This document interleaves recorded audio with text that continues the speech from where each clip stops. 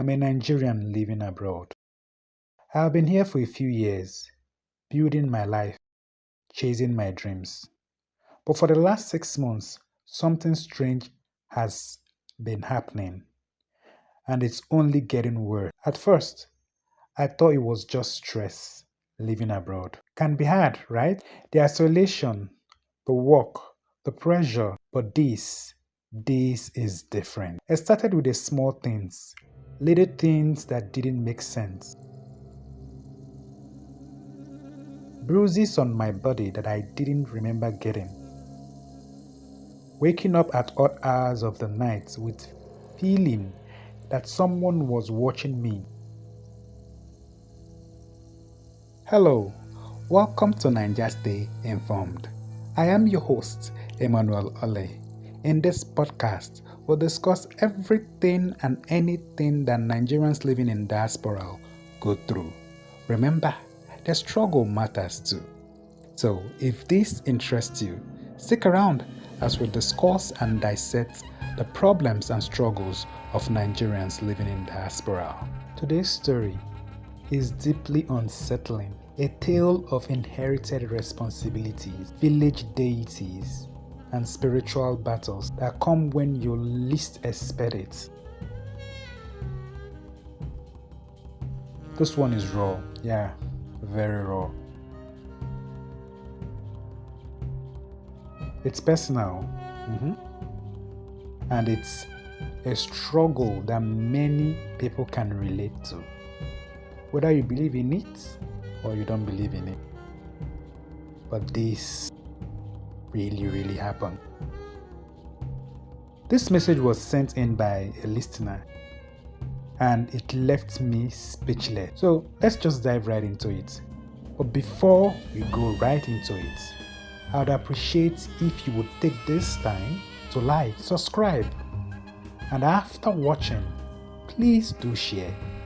It will help me to continue making videos and telling you stories like this. So let's go. Hey Emmanuel, I never thought I'd be reaching out like this. To be honest, I have been trying to keep everything bottled up, but I'm at a point now where I can't ignore it anymore. I don't know who else to talk to, and I need someone to hear me out.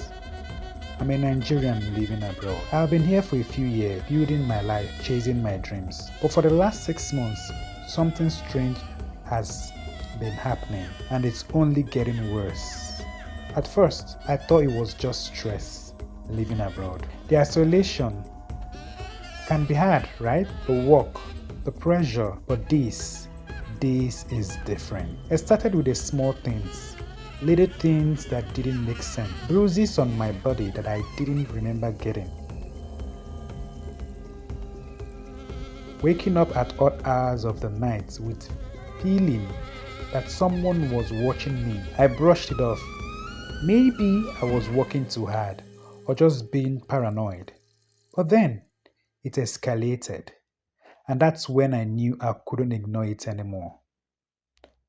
One night, I had this strange, vivid dream. I was back in my village, a place I hadn't visited in years. In the dream, I stood before a large ancient tree that had always been in the center of our village.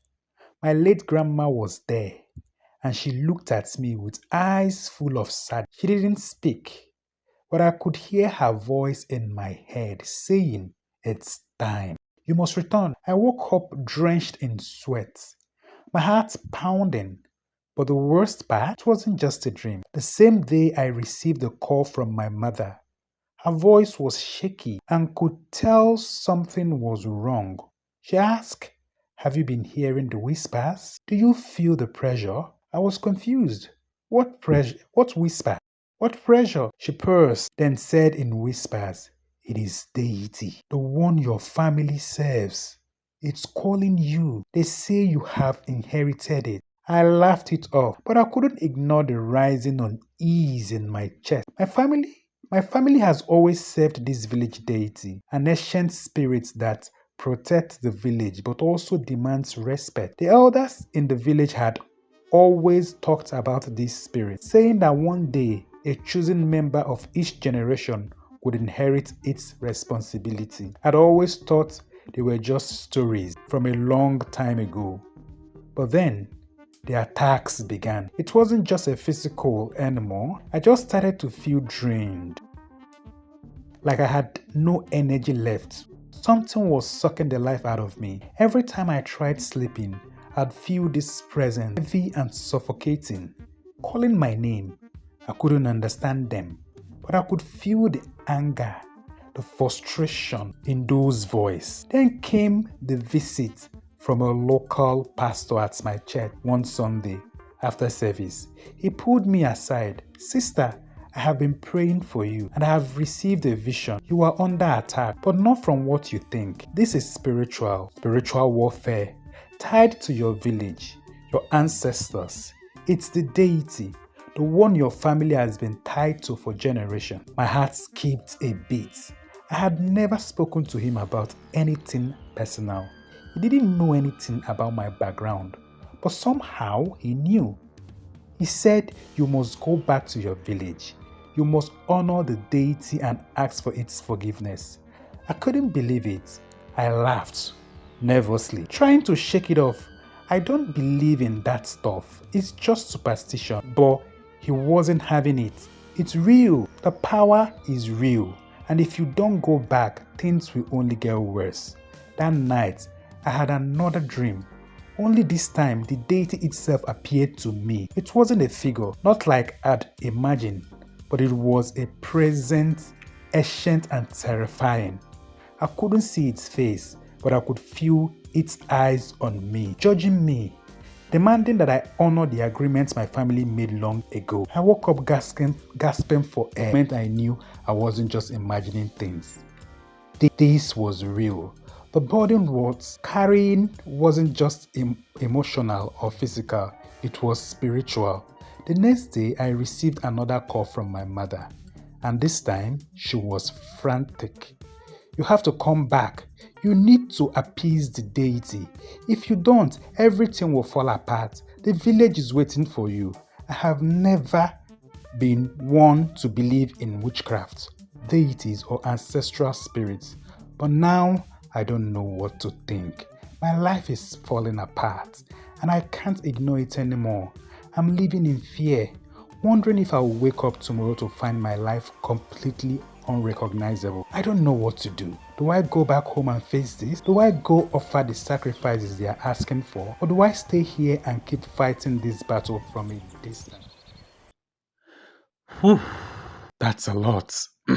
That's a lot. Well, sister, you asked for my opinion, and I'll just say it directly. I'd advise you go home. Go and answer that call. Go and face your fear. Go and see the reason why they want you. To be honest with you, the world is complex. The world is deep, really deeper than we think. So, just go. Let me know what you think in the comment. What would you do if you were in her shoes? Have you ever felt the weight of something like this? Something you couldn't explain but couldn't ignore either. And remember, if you have ever faced an unseen battle or been caught between different words, we are here to listen. Don't hesitate to reach out. Your story might be the one that others need to hear. Until next time, take care and always trust your instinct. Sometimes the world is a lot more complex than we prepared to understand. Okay? Goodbye.